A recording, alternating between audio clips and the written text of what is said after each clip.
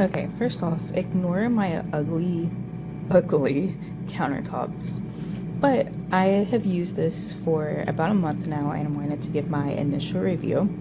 So this is my electric kettle.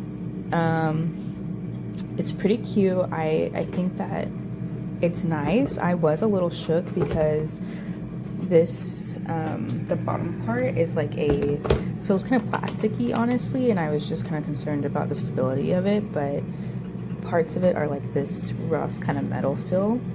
So to turn it on, you fill it up with water, and then you just push that button down. And it heats up pretty fast, actually. So I am just genuinely pretty impressed. This part typically stays pretty cool.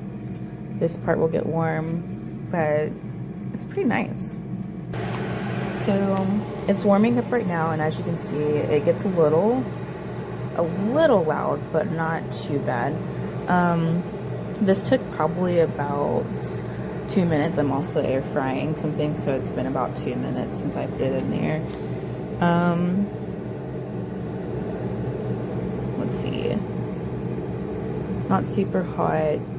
This is a little warm. The further to the bottom you get, it's warmer, obviously.